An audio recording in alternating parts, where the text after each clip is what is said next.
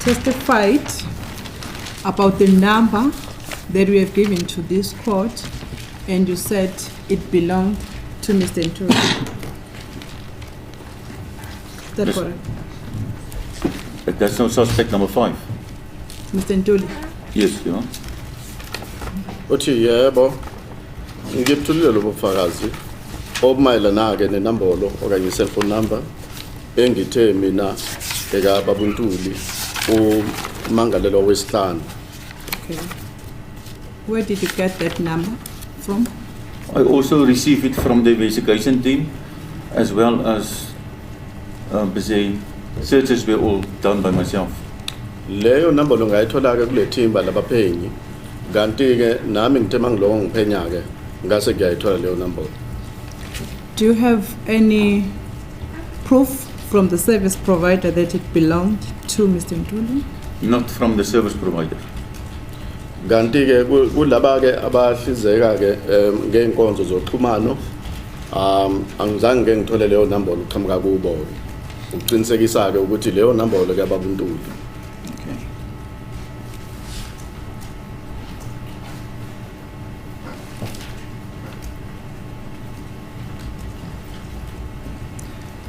Secondly, Colonel Steyn, you testified that on all the occasions that you mentioned, the number belonging to Mr. Ntuli communicated with that one of Miss Kelly Khumalo. Am I correct? That's correct, my lord. Yebo ngushilo lokho. Ukuleyo nombolo ke okuthiwa ke yona eka baba Ntuli, leyo nombolo ke ibeloko ikhulumisana okanye ifonela okanye nje ukuxhumana nayo inamba lena ka Miss Kelly Khumalo. Can you just quickly remind me on those incidents? I remember the 20th of August that you testified, and there are other few dates in which you said there was a communication. Can you remind me of those instances? The first one was on the 2nd of August Which year? of 2014. Yes. Yoqala ke i-date mayelana ke nalolo kuxhumano olube khona kube yi2 zika August 2014 And then again on the 15th of October 2014. nange 15 zika October 2014. Yes. That's the only two I referred to. Ama dates awu2 ke engingakhuluma ngawo lawo. Okay, that's the only communication between That's the only two I pick up, yes, correct. Mr. Ntuli and Miss Khumalo. That's correct, my lord. Okay. Iwona ke amalokho njani ikhawa zo2 lapho ke kube noxhumano phakathi kwa baba Ntuli nayo uKelly Khumalo. Okay, because you understand the chart very well, who called who in these transactions? That's correct. Who called who? Your suspect number 5 called Kelly. Umangalelo wesihlanu uyena wafonela uKelly. Because on my previous page, On the 2nd of August, it was the number allegedly said to belong to Mr. Ntuli that made a call to a number allegedly said to belong to Miss Kelly Khumalo. that's correct, my lord. Okay. Yebo kuyiqiniso lokho ke ukuthi nge2 zika August 2014 kwakuyinumber lo ke okwakuthiwa inumber ka baba Ntuli eyayifonela inumber okwakuthiwa inumber ka lokho njani ke ka Kelly Khumalo. On the 15th of October, that's the same. That's correct, my lord. Nange 15 kwabanjalo 15 October 2014 kwabanjalo. Do you have, from your investigation, I see you are qualified from the experience and the qualifications you have told us. But maybe just to clear me, I'm lost about the institutions wherein you studied. In Ferry Glen, Pretoria, which institution, which university is that? It's not a university. It's a cell phone data specialized company who was based in South Africa. But they're not in South Africa anymore. They moved out. Okay. Kanti ke iFerry Glen lena la ngiye ngafunda khona ke akusisona ke isikhungo semfundo. Kuyinkampani nje esebenzana ke ne idata enjalo ke yophenyo abasekho ke la eMzansi. Okay. That's called the I2 Sorry? company. The company is called I2. Igama laleyo nkampani ke I2. Okay. It's not an educational institution, it's just a company. No, it's an institution. We was part of the training of all the police officers as well as your private sectors, companies and stuff. Uthi ke kuyindawo yokuqeqesha kakhulukazi ke amaphoyisa aqeqeshelwa khona ke kuyisikhungo semfundiso ke. What type of qualification you obtained in that institution, from that institution? Especially in this one, in Ferry Glen, Pretoria, investigative software. Ferry Glen, Pretoria. You see, the company was based previously in Garsfontein. Then they moved to Ferry Glen, Pretoria. Yabona kokuqala ke leyo nkampani ibise eGarsfontein ePretoria. Yasuka ke iya eFerry Glen ePretoria. And then you can receive training in analyst notebook, anything in which you need to do analysis.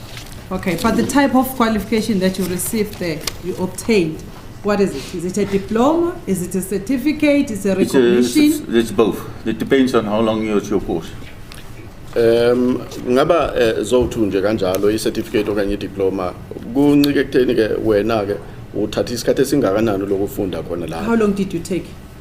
Some of the courses I took about 3 to 4 weeks. Some of them is only a week or two.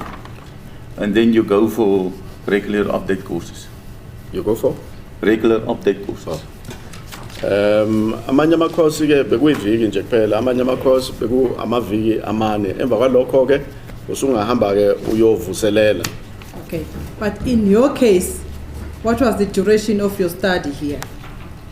My first one, which I received in Garsfontein, it was about 6 weeks. Le yokuqala engayithola eGarsfontein yaba u6 weeks. And then after that, it was normal about 2 to 3 weeks. Emva kwalokho ke kwaba ke isikhathi esijwayelekile amaviki amabili kuya emavikini amathathu. And what did you get? Certificate, diploma? A certificate. Ngathola ke ama certificates. Okay. Then let's move on now.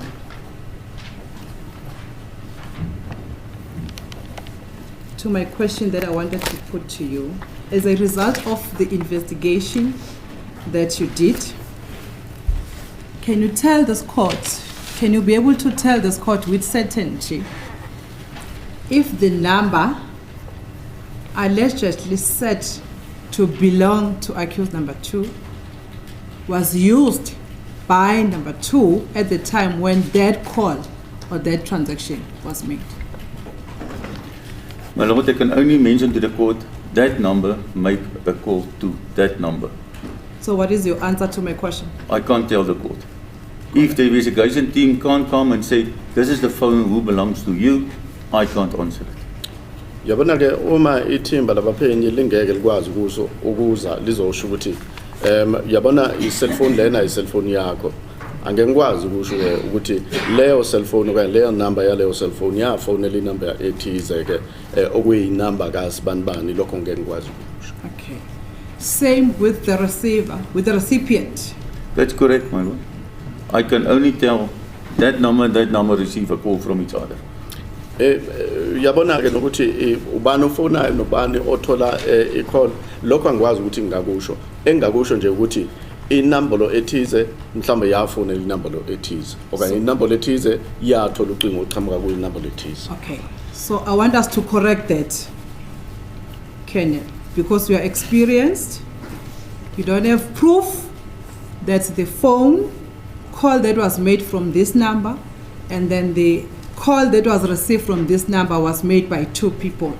So let's use reference to the numbers, then people. What I can tell, well mentioned to the court, the investigation team did give me enough evidence to tell me that the number ends with 202 belongs to suspect number 5. The other number ends with 458 belongs to Kelly Kumalo. And that the investigation leader will come and testify about that. Manje ke mina ngakusho ke ukuthi ithimba labaphenyi likwazile ukunginikeza ulwazi olwanele ukuthi ke ngikwazi ukusho ukuthi le number ke ephelela ngo202 yomangalela wesihlanu kanti 458 egcina ngo458 ile kakhe likhumalo lokho ke bangakwazi ukuthi beze la enkantolo bazokwazi ukuqinisekisa.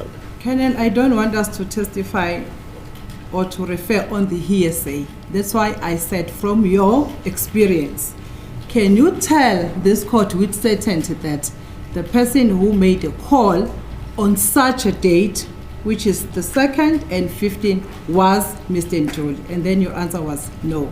Am I correct? That's correct. Yeah, bayilokho ngikushilo ukuthi anginaso isiqiniseko ukuthi ngempela umuntu uwenza ulokho njani ke i-call ngey2 zika August 2014 nange-15 zika October 2014 ukuthi ubaba uNtuli ngithe mina ngeke ngikwazi ukuthi ngenze leso siqiniseko. So let's move in that line, Colonel. But now I also want to mention to the court, I got enough evidence which I received from the investigation team that the number belongs to A, B, or C. But I can't tell that I saw the phone in your hand. Manje ke nami ngiyakusho ke lokho ukuthi ukuya ngemininingwane okanye ulwazi olwaqhamuka khona lapha yana ke kuyithimba labaphenyi lwanele kangangoba ngiyakwazi ukusho ke ukuthi leyo number bekuyinamba kaSibanibani kodwa ke anginabo ubufakazi ophathekayo ukuthi ngithi ngambona ephethe leyo phone lo muntu ke oxhumene naleyo number. Colonel, for the sake of progress, let us not waste the court's time. Let us not refer to someone's evidence that amounts to hearsay. I am saying from your knowledge, let's move in that line so that we can be able to move forward. Do you understand? I understand, my lord. Yes. I agree with that because someone else will come and testify about the point. Ngiyavumelana nalokho ngoba ukhona omunye umuntu ozoza ke ezothula ubufakazi obumayelana ke ngalokho akwenzile ke. Yes. And then from your investigation, can you tell this court with certainty if the number read into the record as the number belonging to Mr. Ntuli was record or not? If yes, to which address was it registered to? The number wasn't record in his name. Okokuqala ke inambolo lena ke okuthiwa kwakuyinambolo kalona ubaba uNtuli ibingekho record okanye ibingekho abazange bayirike ngaphansi kwelokho njani ke. So it was record under which name? I'm not sure, my lord. Angazi ke igama elalivelela elibonisa ukuthi ke ilona elarika leyo nambolo okwakuthiwa ke inambolo kababa uNtuli. From your investigation you couldn't find that? That's correct, my lord. Okay.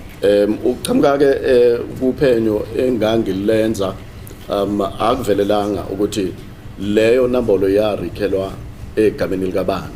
Okay. So it is your evidence that from your investigation you couldn't determine if this number allegedly to set belonging to accused number 5 was recorded under his name or was recorded under any other person's name. It was definitely record, my lord, but not under his name. Yona ke yarikwa leyo nambolo kodwa ke hayi ngaphansi kwegama laka Mangalelo kanye accused number 5. Okay. Isandla sika Mangalelwa, the accused person number 5 hand is up. My lord, can I just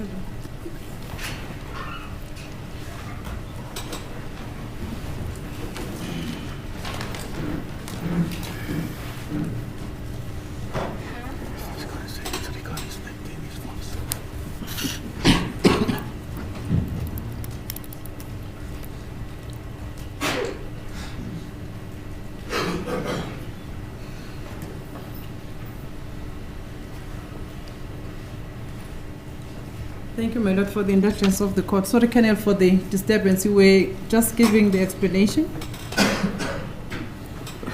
I said, if you say it was recorded under whose name? I'm not sure, but definitely not his name because then I should have known. And you couldn't use it if it's not Rika. Anginaso ke isiqiniseko sokuthi ibingekho segameni lakhe. Should ibe rikiwe yona kodwa ke ibingarikwanga egameni lakhe anginalo ke igama eyarikhelwa kulo. And the address given there too as well, under the RECA transaction? I'm not sure about the address, but then definitely is not sure it wasn't his name. Okay. Kodwa ke anginaso isiqiniseko se-address yokurika ke leyo nambolo. Kodwa ke engikwazi ukuthi igama bekungelona igama lakhe elalirike leyo SIM card. So if it was recorded under someone else's details, how then do you say it belonged to Mr. Ntuli?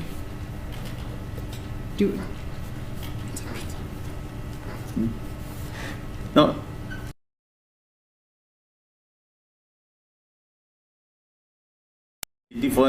This number was used by suspect number 5. Ngoba sengishilo ke khona ulwazi esalithola kwithimba labaphenyi ukuthi leyo nambolo ke iregistered ngaphansi komsola wesihlanu. So the information you got is that it was used by number 5 by Mr. Ntuli, not that it was recorded under Mr. Ntuli. That's correct. Yebo kuyiqiniso lokho ke ulwazi engalithola luthi yayisetshenziswa ke ngubaba uNtuli hayi kangako ukuthi leyo nambolo ke yarikwa ngaphansi kuka baba uNtuli. Who gave you that information? The investigation team. Ithimba labaphenyi ibona ke banginikeza lolo And lwazi. precisely who is? Can you mention the name of It will the be Brigadier Gaginda. Brigadier Gininda. Brigadier Keninda? Brigadier Gininda. That's correct. From your investigation, Colonel Stein, from the number that is alleged to have been, that is alleged to belong to Mr. Ntuli, was it placed at the crime scene on the date of the incident? Through your investigation, maybe by tower, it may be by whatever, was it placed at the crime scene on the date of the incident? No, my lord, because I already mentioned we arrested them too late in the lapse period, so we couldn't apply for 205. Akukho la kuvelela khona ke ukuthi leyo nambolo okuthiwa eka Msola wesihlanu yayikhona khona lapho endaweni yesigameko ngelanga lo kwenzakala kwaleso sigameko ngoba ke siyesa qala ukusebenza phezulu kwaleli cala sekundlule isikhathi sokuthi umuntu angakwazi ukuthi enze isicelo section 205. From the communication that we have testified, tell me if I'm speaking soft, from the communication that we have testified about in this court, precisely the two, the one for the 2nd of August 2014 and the one for 15 October, can you be able to tell this court if from your intense investigation that we have done, you were able to pick up the conversation between the two people or between the two devices? That's correct. That communicated to each other? No, we're not able. You can only trace that there was communication. You can't recall the conversation. Into esingakhona nje thina ukuyenza ukuthungatha ukuthi kwakhona uxhumano okube khona okanye ukukhulumisana okube khona kwalama nambolo amabili ukuthi kwakhulunywa kuthiwani action into esingakwazi ukuthi sithole leyo.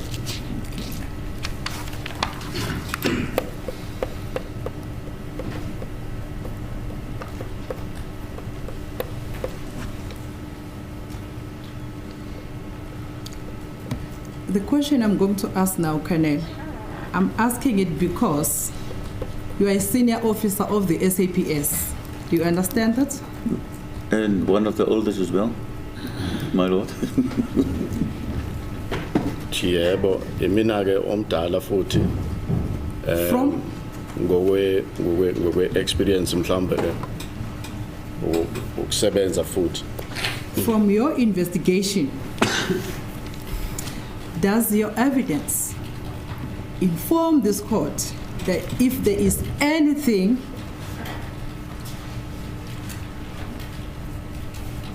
that was conspired between Mr. Ntuli and Ms. Kelly Khumalo out of your investigation? Could you determine? No, I And can't. tell the court if there was any conspiracy or if there was any discussions about the commission of the offense of this case. No, my lord, I can't. Angeke ngikwazi ukusho ukuthi kwaba nezinkulumo ezihlose ukuthi mhlambe kube nokubulawa kuka Senzo. Angeke ngikwazi ukuqinisekisa ke lokho. Okwakuqhamuka khona kumangalela wesihlanu nomunye ke bekhuluma naye. Is it also correct, Colonel Steyn, that Ms. Khumalo is not a suspect in this case? That's correct. Yebo kuyiqiniso ke ukuthi umam Khumalo okanye uMiss Khumalo akusiyena ke umsola kuleli cala. Is there any unlawfulness in the communication between the number allegedly said to belong to Mr. Ntuli and the number allegedly said to belong to Ms. Kelly Khumalo? If there was, I can't prove it. Uma ngabe kukhona ukuthize okungekho semthethweni phakathi koxhumano lwenambolo ka Msolo wesihlanu nalona ke uKelly Khumalo, angeke ngikwazi ukuthula ubufakazi obuzotshengisa ke ukuthi khona ukuthize okungekho semthethweni okwakukhona ekuxhumaneni kwalamanambolo awu2. Okay. From your experience, Colonel Steyn, if someone's cell phone is said to have been picked up at the crime scene or linked with the crime scene at the time when the incident took place, does that mean that the offense was committed by the owner of that cell phone, of that number? It doesn't mean that, but he must actually, the owner of the phone must explain what did he do at the crime scene. Manje akusho ke lokho ukuthi uma khalekhukhwini womuntu utholakala endaweni yesigameko, endaweni yobugebengu la okanye la ubugebengu benzakale khona, akusho ke ukuthi uwenze ubugebengu lo muntu lo, kodwa ke ufanele ukuthi alethe incazelo emayelana ke nokuthi ubenzani lapho endaweni yesigameko kanye ifoni yakhe ifunani lapho endaweni yesigameko. No, Colonel, my question is, besides that person giving you information from your own investigation, when you investigate and you find that the number of that person, it is discovered that it linked or it was at the crime scene at that particular, it was connected, I think that's what you said, it was connected to with the crime scene. Does that mean from your own investigation or experience, it was used by the owner of that cell phone? That's correct. If you can just refer to which number, then we can go back and see if there was a call made in the vicinity of the crime scene from which tower. Then I can tell you there was a call made by, let's say, Kelly Khumalo from the crime scene, or Zandile Mshololo. But you can't connect it with a person. You can just connect that the number. That's correct. A number in the cell phone was used. That's but correct. You cannot tell with certainty as to who was using that number. Then I can prove it. Yebo, uma ngabe kunabo ofakazi abazokwazi ke uqinisekisa lokho ukuthi leyo nambolo ke yasetshenziswa usibanibani khona lapha endaweni yesigameko. Kodwa ke ngamanye amazwi kunzima ukusho ukuthi lo muntu lo waleyo nambolo uyisebenzisa uyena wayisebenzisa lapho, kuzodingeka ofakazi ukuthi babe khona ukuqinisekisa ukuthi ngempela uyena usebenzise leyo nambolo endaweni yesigameko. Okay.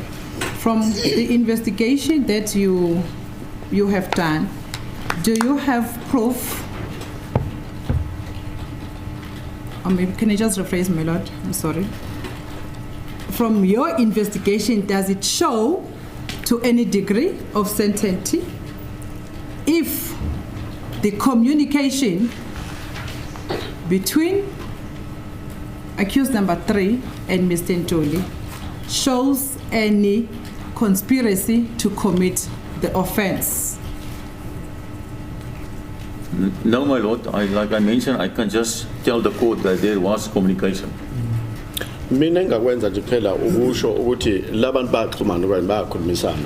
Uthi inkulumo yabo ke yayihlosa ukuthi khona mhlambe ubugebengu obuthize kumele benziwe. Lokho angeke ngikwazi ukuthi ngiqinisekise kukho. My lord, can I ask that we pause here? Tomorrow I will continue with the towers that were set to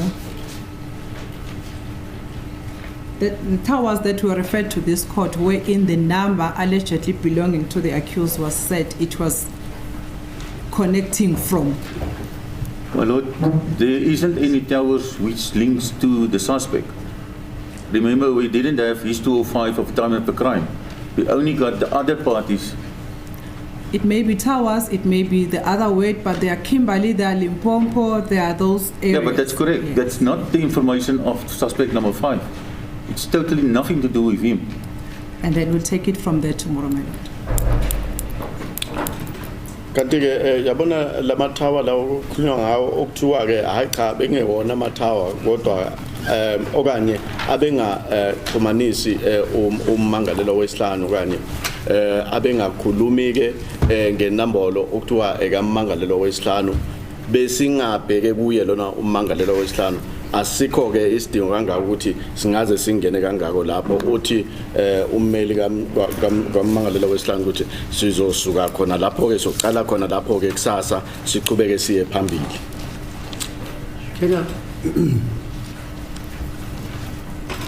You were supposed to bring some information, remember? Which you couldn't because your devices were not compatible. That's correct. I can bring the information of, but that's going to be the same information which is going to be bring by Sergeant Mbaza. No, not quite. But the request was that you would do it if you are requested to. Okay, then I will. It's only the downloads. The downloads, yeah. Okay. Mr. Baloi, am I correctly quoting you? Yes, indeed. The witness also mentioned that he can bring the section 205s as well. Okay. Are you available tomorrow? I will arrange, my lord. Otherwise, are you going to play golf maybe? Then I will not arrange. Okay, the matter is postponed to tomorrow then, 10 o'clock.